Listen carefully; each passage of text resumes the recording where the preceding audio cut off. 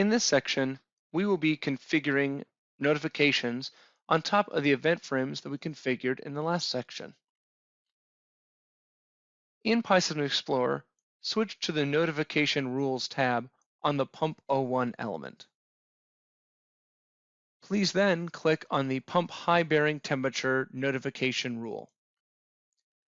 You'll notice once selected on this that the Trigger section is red and has an exclamation point next to it. Click the link below that says, please configure trigger criteria for this notification rule.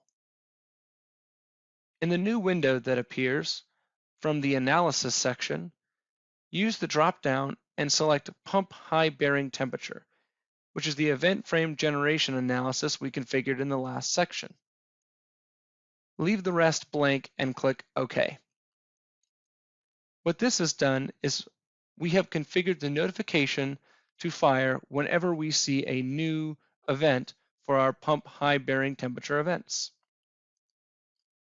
Now let's explore the subscription section on the right-hand side of the main screen by clicking the link that says View, Edit, Subscriptions. You'll notice here that the student account is subscribed to this high bearing temperature for the event start.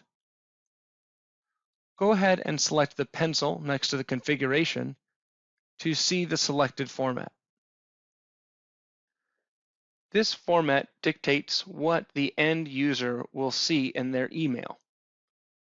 Let's go ahead and test this out by sending an email to ourselves.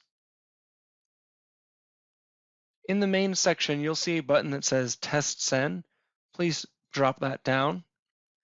And in this case, we will use the PySchool email server that we have set up here.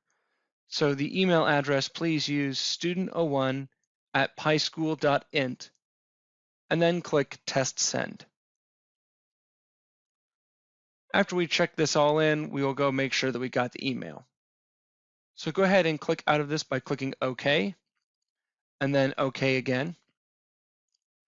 Now we'll want to start the rule. So go ahead in the top left and click the green play button. And then we'll want to check this in. Currently, this is only running on Pump01. So to make this a template for all of our pumps, we'll need to right click and select Convert to Template, then check in again. Now that this is all checked in, we can go look at our email. Please open up Outlook from the Start menu.